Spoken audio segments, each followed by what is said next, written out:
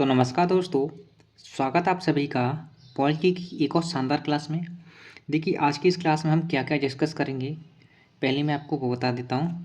पहले तो हम माउंटबेटन योजना के बारे में जानेंगे कि आखिरकार ये माउंटबेटन योजना थी क्या, ठीक है, इसका क्या उद्देश्य था भारत में आने का। उसके बाद हम संविधान सभा की 3 प्रमुख बैठकों के बारे में जानेंगे। मैंने बहुत से पेपर एनालिस किए हैं, प्रीवियस ईयर पेपर, तो यहाँ से भी प्रश्न देखने को मिलेंगे, ठीक है। तो आइए शुरू करते हैं।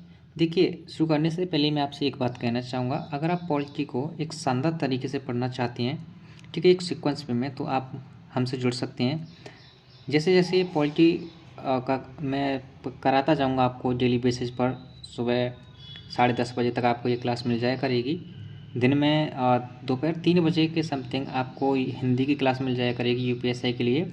और इवनिंग में रात 9 बजे आपको जी के जीएस की कोई भी क्लास मिल जाया करेगी, चाहे वो स्टैटिक्स जी की हो या आधुनिक भारत का इतिहास हो, जिसमें प्रमुख गवर्नर जनरल, ठीक है। तो आइए शुरू करते हैं, बात करते हैं इस माउंटबेटन योजना की। आखिरकार ये माउंटबेटन योजना थी क्या, ठीक है।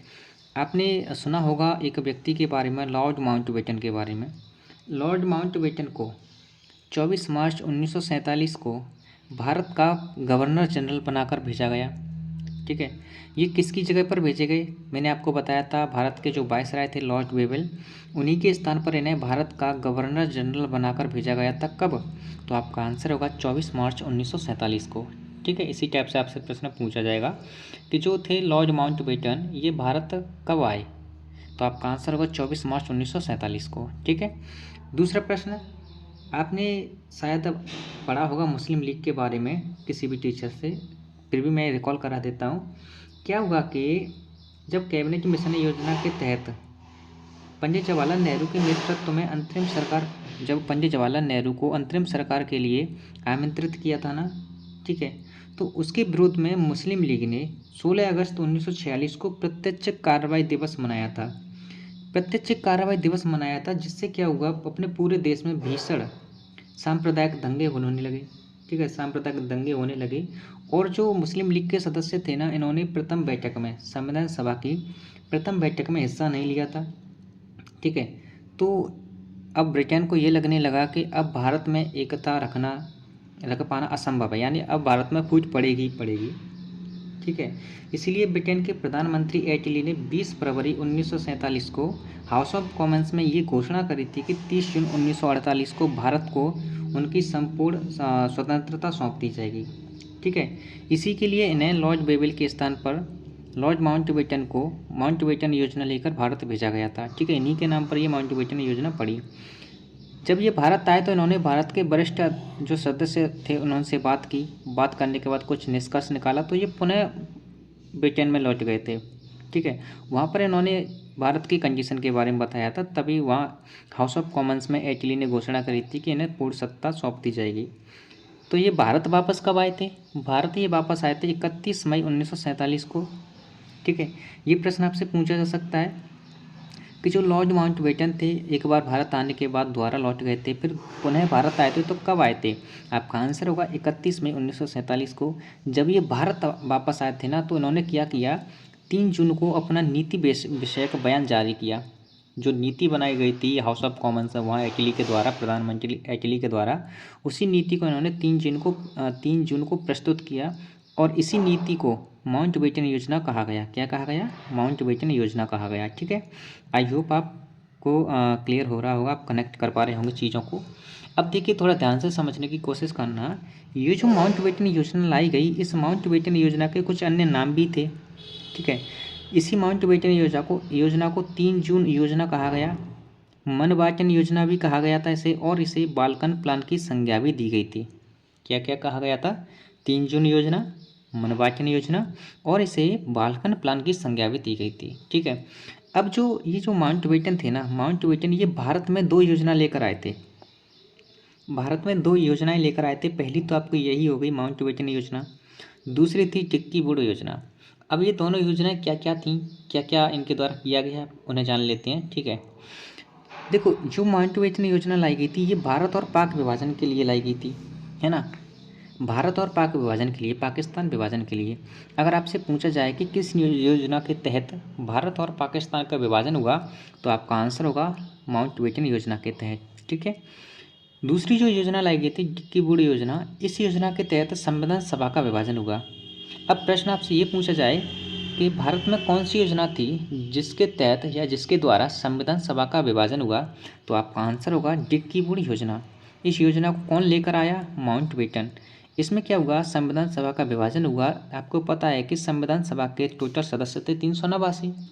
389 सदस्यों में से 299 सदस्य तो भारत के हिस्से में आए थे। ठीक है। और जो 90 सदस्य थे वो पाकिस्तान के हिस्से में गए थे। ओके, आई होप आपको क्लियर हो गया होगा। अब हम जानते हैं संविधान सभा की 3 प्रमुख बैठकों के बारे में। ठीक है, क्योंकि यहाँ से डायरेक्टली प्रश्न आपको देखने को मिलेंगे कि इसके ये बैठक कब हुई थी, इसके स्थायी अध्यक्ष, ठीक है, अस्थायी अध्यक्ष, उपाध्यक्ष, इस टाइप से प्रश्न पूछे जाएंगे। तो संविधान सभा की 3 प्रमुख बैठकों में सबसे पहले हम पहली बैठक के बारे में जानेंगे। ठीक है, पहली बैठक, संविधान सभा की पहली बैठक कब हुई थी, तो आपका आंसर होगा। अच्छा, मैं आपसे ये एक प्रश्न पूछ लेता हूँ कि जो संविधान सभा की स्थापना कब हुई थी। ये प्रश्न पूछा गया है कि संविधान सभा की स्थापना कब हुई थी। तो संविधान सभा की स्थापना हुई थी, आप नोट डाउन कर लेना, 6 दिसंबर 1946 को। 6 दिसंबर 1946 को संविधान सभा की स्थापना हुई थी। और पहली बैठक हुई थी इसकी 9 दिसंबर 1946 को। इस पहली बैठक में, जैसा कि मैंने अभी आपको बताया था, पहली बैठक में मुस्लिम लीग ने मतलब हिस्सा नहीं लिया था, ये उसमें अनुपस्थित रहे थे। पहला प्रश्न तो आपसे ये पूछेगा। दूसरा प्रश्न, पहली बैठक कब की गई, तो आपका आंसर होगा 9 दिसंबर 1946 को की गई थी। तीसरा प्रश्न आपसे इस टाइप से पूछा जा सकता है कि जो पहली बैठक थी, इस बैठक के अस्थायी अध्यक्ष कौन थे, तो आपका आंसर होगा डॉक्टर सच्चिदानंद सिन्हा। और इसके उपाध्यक्ष कौन थे, तो आपका आंसर होगा एच.सी. मुखर्जी। ठीक है। दूसरी बैठक के बारे में आपसे किस टाइप के प्रश्न पूछे जा सकते हैं। पहला तो आपको इसकी डेट ही पूछेगा, तारीख, कि किस तारीख को किस डेट को ये बैठक हुई थी, तो आपका आंसर होगा 11 दिसंबर 1946 को हुई थी, यानी 2 दिन बाद हुई थी। तीसरी बैठक भी 2 दिन बाद ही हुई थी। ठीक है, 2 दिन के गैप से आप इसे याद रख सकते हैं। पहली बैठक को याद रख लेना, उसके बाद 2 दिन का गैप कर देना।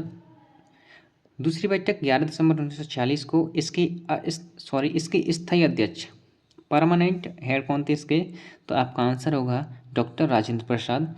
और इसके जो वैधानिक सलाहकार बनाए गए थे आपके बी एन राव। ठीक है। उसके बाद है तीसरी बैठक आपके फिर से 2 दिन के गैप के बाद की गई थी। 11 से 13, 2 दिन का गैप हो गया। 13 दिसंबर 1946 को की गई थी। और इस बैठक में सबसे महत्वपूर्ण बात आपको याद रखनी है, इस बैठक में पंडित जवाहरलाल नेहरू ने संविधान की उद्देश्य का प्रस्तुत की या प्रकट की, आप कह सकते हैं। अगर आपसे प्रश्न पूछा जाए कि संविधान सभा की किस बैठक में पंडित जवाहरलाल नेहरू ने संविधान की उद्देश्य का प्रकट की या प्रस्तुत की, तो आपका आंसर होना चाहिए तीसरी बैठक को, और जो 13 दिसंबर 1946 को हुई थी। ठीक है। अब जो इन्होंने उद्देश्य का प्रकट की थी, वो वही उद्देश्य का बाद में संविधान की प्रस्तावना कहलाई। क्या कहलाई? संविधान की प्रस्तावना कहलाई। ठीक है। तो ये रही आज की इस क्लास का हमारा टारगेट, जो हमने कंप्लीट कर लिया। आई होप आपको जितना भी मैंने समझाया है आपके समझ में आया होगा, और आपको नोट्स वाकई में अच्छे लग रहे होंगे। एक्चुअली क्या है ना कि एक तो आपको इसलिए बिलीव नहीं हो रहा होगा कि चैनल छोटा है, सब्सक्राइबर बहुत कम है ना। लेकिन आप भरोसा रखिए, सब्सक्राइबर कम होने से, चैनल छोटा होने से ऐसा नहीं है कि कंटेंट में क्वालिटी नहीं होगी। ठीक है। आप जितना ज़्यादा भरोसा करोगे, आपको कंटेंट उतना ही अच्छा मिलेगा, ये मैं प्रॉमिस करता हूँ आपसे। ठीक है। तो चलिए मिलते हैं नेक्स्ट क्लास के लिए। तैयार रहना, 3 बजे हिंदी की एक शानदार क्लास होगी आपके लिए, यूपीएसआई को टारगेट करके। ठीक है। आप उस क्लास से जुड़ना, देखना और अपना फीडबैक ज़रूर देना कि कैसे क्लास है। ठीक है। मैं इतना दावा करता हूँ, उस क्लास को देखने के बाद, है ना, आप कहीं और से नहीं पढ़ोगे। ठीक है। तो चलिए मिलते हैं नेक्स्ट क्लास में। जय हिंद।